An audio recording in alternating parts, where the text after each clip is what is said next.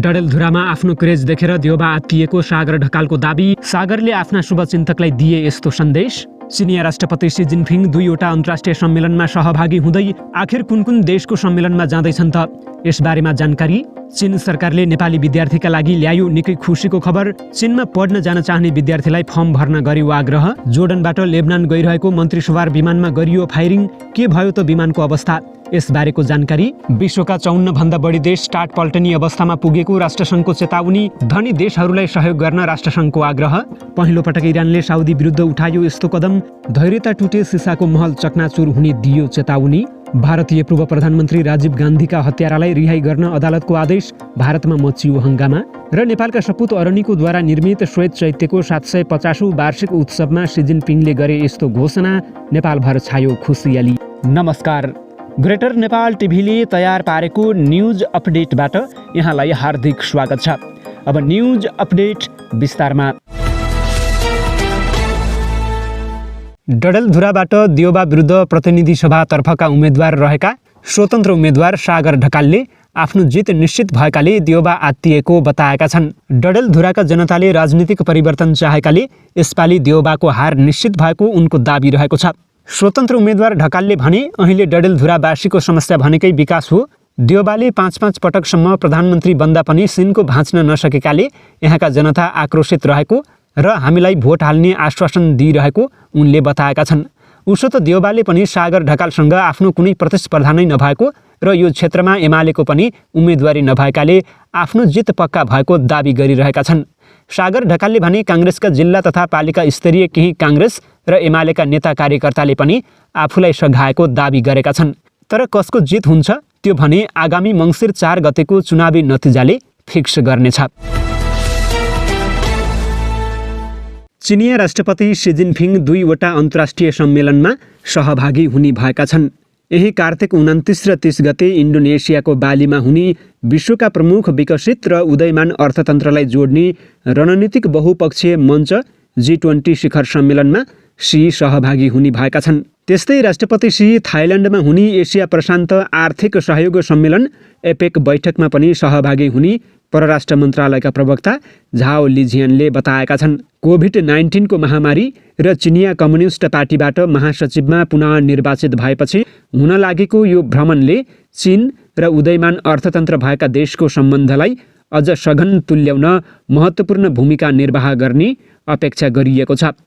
भ्रमणका क्रममा चिनिया राष्ट्रपतिले अमेरिकी राष्ट्रपति जो बाइडेन, फ्रान्सेली राष्ट्रपति इमानुएल म्याक्रोन र अन्य नेताहरूसँग भेटवार्ता गर्ने कार्यक्रम रहेको प्रवक्ता झाओले बताएका छन्। राष्ट्रपति सीले सत्तारूढ कम्युनिस्ट पार्टीको नेताका रूपमा तेस्रो 5 वर्षको कार्यकाल पाएपछि अमेरिका र अन्य शक्ति राष्ट्रका नेतासँग व्यापार लगायत क्षेत्रीय एवं अन्तर्राष्ट्रिय चासोबाट छलफल हुने अपेक्षा गरिएको छ। शिक्षा, विज्ञान तथा प्रविधि मन्त्रालयले छात्रवृत्तिमा इन्जिनियरिङ गर्न चीन जान चाहने विद्यार्थीसँग आवेदन माग गरेको छ।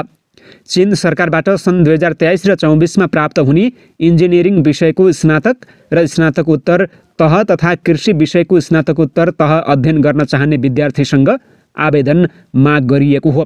आवेदनका लागि त्रिभुवन विश्वविद्यालय अन्तर्गत इन्जिनियरिङ विषयको स्नातक र स्नातकोत्तर तहका लागि इन्जिनियरिङ अध्ययन संस्थापन पुलचोकबाट लिएको प्रवेश परीक्षामा उत्तीर्ण भएको हुनुपर्नेछ।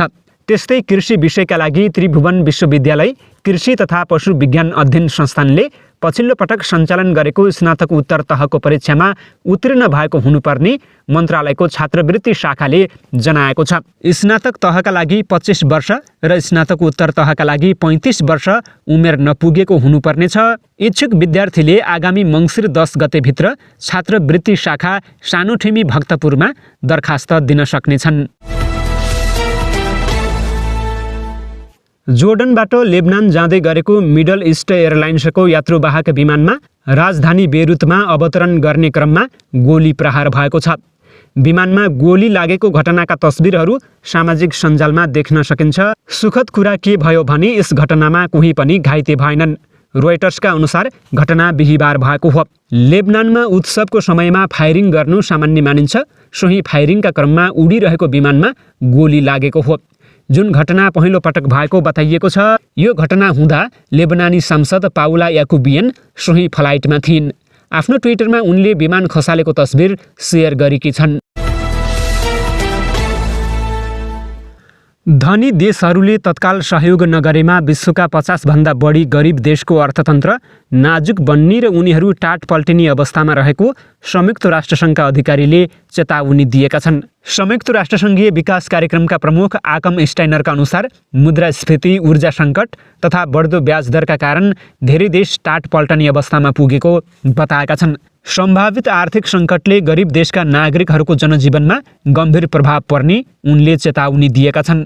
तत्कालका लागि हाम्रो सूचीमा 54 देशहरू रहेका छन्। यदि ब्याज दर अझै माथि गयो र ऋण लिनु थप महँगो बन्यो, ऊर्जा र खाद्यान्न थप महँगियो भने अधिकांश यी देशहरूले ऋण तिर्न सक्ने छैनन्। श्रीलङ्कामा देखिएको जस्तै अवस्था ती देशहरूमा पनि आउन सक्ने उनले चेतावनी दिएका छन्। आर्थिक सङ्कटका कारण उत्पन्न हुने अवस्थाको राजनीतिक तथा सामाजिक प्रभाव पनि रहने उनले बताएका छन्। जलवायु परिवर्तन सम्बन्धी पक्षीय राष्ट्रहरूको संयुक्त राष्ट्रसङ्घीय सम्मेलनमा सम्बोधन गर्दै स्टाइनरले आर्थिक सङ्कटको अवस्था आएमा जलवायु सङ्कट समाधान थप कठिन हुने बताएका हुन्। यसले जलवायु सङ्कट समाधानमा पक्कै पनि सहयोग गर्दैन उनले भने। गरिब देशहरूलाई ऋण मुक्त गराउनका लागि तत्काल सहयोग नगरेमा जलवायु सङ्कट थप भयावह बन्ने उनले बताएका छन्। इरानको गुप्तचर मामिलाका मन्त्रीले साउदी अरबलाई चेतावनी दिँदै इरानको राजनीतिक धैर्यता यथावत रहिरहने कुनै ग्यारेन्टी नभएको बताएका छन्। उनले धैर्यता टुटे सिसाको महल चकनाचुर हुने पनि बताएका छन्। समाचार एजेन्सी रोयटर्सका अनुसार मन्त्री इस्माइल खतिबले भने अहिलेसम्म इरानले धैर्यताका साथ रणनीतिक धैर्यता स्थापित गरेको छ, तर दुश्मनी बढिरहेका बेला यो धैर्यता समाप्त हुने छैन भनेर ग्यारेन्टी दिन सकिँदैन। उनले भने यदि इरानले जवाफ दिन र सजाय दिने निर्णय गर्छ भने सिसाको महल चकनाचुर हुनेछ र यो देश कहिले स्थिर हुन पाउने छैन। इरानमा महसा अमिनीको प्रहरी हिरासतमा मृत्यु भएपछि त्यहाँ हिजाब विरुद्ध हिंस्रक विरोध प्रदर्शन भइरहेका छन्। महसा अमिनीलाई हिजाब नलगाएका कारण पक्राउ गरिएको थियो। यो विरोध प्रदर्शनमा थुप्रैको ज्यान पनि गएको छ।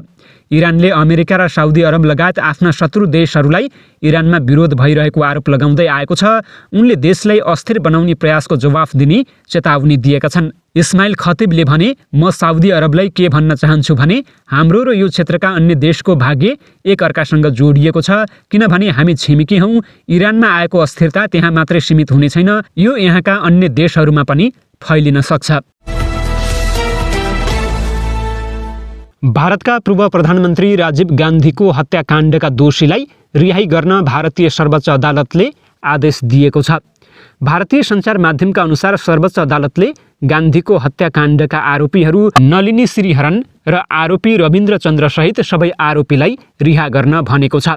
सर्वोच्चले आफ्नो पछिल्लो आदेशमा नलिनी र रविन्द्र चन्द्रको हकमा पनि यसअघि एजी पेरारी ओलनको हकमा भएको आदेश नै लागू हुने भनेको छ। एजी पेरारी ओलन पनि राजीव गान्धी हत्याकाण्डमा दोषी ठहर भएका आरोपी हुन्। 21 मे 2022 सर्वोच्च अदालतले संविधानको धारा 142 अनुसार पेरारी ओलनलाई रिहा गर्ने आदेश सुनाएको थियो। पेरारी ओलनले राजीव हत्याकाण्डमा 30 वर्षभन्दा बढी जेल सजाय भुक्तान गरिसकेका थिए। भारतका पूर्व प्रधानमन्त्री गान्धीको 21 मे 1991 श्री प्रेम बुदुरमा हत्या भएको थियो। उक्त प्रकरणमा 7 व्यक्तिलाई दोषी ठहर गरिएको थियो। सुरुमा सबैलाई मृत्युदण्डको सजाय सुनाइएकोमा सन् 2014 सर्वोच्च अदालतले आजीवन कारावासको सजायमा बदलेको थियो। सन् 2016 तमिलनाडुकी तत्कालीन मुख्यमन्त्री जयललिता र सन् 2018 एके पलानीस्वामीले उनीहरूलाई रिहा गर्न सिफारिस गरेका थिए, तर राज्यपालहरूले मुख्यमन्त्रीको सिफारिसलाई कार्यान्वयनमा ल्याएनन् र राष्ट्रपतिलाई सिफारिस गरिदिए। लामो समयसम्म आफूहरूको मुद्दाको सुनवाई नभएपछि आरोपीहरू सर्वोच्च अदालत पुगेका थिए। चिनिया राष्ट्रपति सी जिनपिङ र अमेरिकी राष्ट्रपति जो बाइडेन बीच अर्को हप्ता वार्ता हुने भएको छ। सन् 2020 राष्ट्रपति बनेपछि यो नै सीसँग बाइडेनको पहिलो प्रत्यक्ष वार्ता हुनेछ। G20 सम्मेलनको क्रममा बाइडेन र सी भेट्न लागेका हुन्। दुई देश बीचको सम्बन्ध बिग्रिरहँदा दुई नेता बीचको भेटलाई महत्त्वको साथ हेरिएको छ। यो भेटका क्रममा ताइवान मुख्य एजेन्डा हुने अन्तर्राष्ट्रिय सञ्चार माध्यमहरूले उल्लेख गरेका छन्। बाइडेनले सीसँग ताइवानका विषयमा छलफल हुने बताएका हुन्। व्हाइट हाउसमा आयोजित पत्रकार सम्मेलनमा उक्त विषयका बारेमा गहन छलफल हुने र समाधानका उपाय निकाल्ने प्रयास गर्ने बताएका छन्। चीनको राजधानी बेइजिङमा चलिरहेको श्वेत चैत्यको 750औं वार्षिक उत्सव सप्ताहमा चिनिया कम्युनिस्ट पार्टी सीपीसीको 20औं महाधिवेशनमा प्रस्तुत प्रतिवेदन कार्यान्वयन सम्बन्धी चर्चा भएको छ। नोभेम्बर 7 देखि सुरु भएको श्वेत चैत्य सप्ताहले गत मध्य अक्टोबरमा आयोजित सीपीसीको 20औं महाधिवेशनको प्रतिवेदनलाई आत्मसात गरेको छ। अभियानलाई मूर्त रूप दिनका लागि सीपीसीका अधिकारीहरूले कार्यक्रममा भाग लिएका थिए। गत मध्य अक्टोबरमा चिनिया कम्युनिस्ट पार्टीको 20औं महाधिवेशनमा पार्टी महासचिव एवं राष्ट्रपति सी जिनपिङले प्रस्तुत गरेको प्रतिवेदनमा सांस्कृतिक अवशेष र सम्पदाको संरक्षणलाई सुदृढ गर्ने, सभ्यताहरूबीचको आदान-प्रदान र आपसी सिकाइलाई प्रगाढ बनाउने र चिनिया संस्कृतिलाई विश्वमा अझ राम्रोसँग फैलाउन प्रवर्धन गर्ने प्रस्ताव प्रस्तुत गरिएको थियो। प्रतिवेदनको सोही भावनालाई पछ्याउँदै समृद्ध तथा रङ्गीन एसियाली सांस्कृतिक सम्पदालाई बहुआयामिक रूपमा देखाउने प्रस्थान बिन्दुको थालनी 2022 बेइजिङ श्वेत चैत्य सांस्कृतिक सप्ताहबाट गरिएको चिनिया सञ्चार माध्यमले उल्लेख गरेका छन्। श्वेत चैत्यमा जारी यस गतिविधिलाई युनेस्कोको भावना समेट्ने कोणबाट पनि चीनले अघि सारेको छ। विश्वका सांस्कृतिक तथा प्राकृतिक सम्पदाको संरक्षण गर्ने अभिप्रायले युनेस्कोद्वारा सन् 2072 मा यो महासन्धि अघि सारिएको थियो। जारी सांस्कृतिक सप्ताहले युनेस्कोको पेरिस महासभामा 17 अक्टोबरदेखि 21 नोभेम्बरसम्मको 50औं वार्षिक उत्सवलाई समेत एकसाथ समेटेको श्वेत चैत्य प्रशासनले जनाएको छ।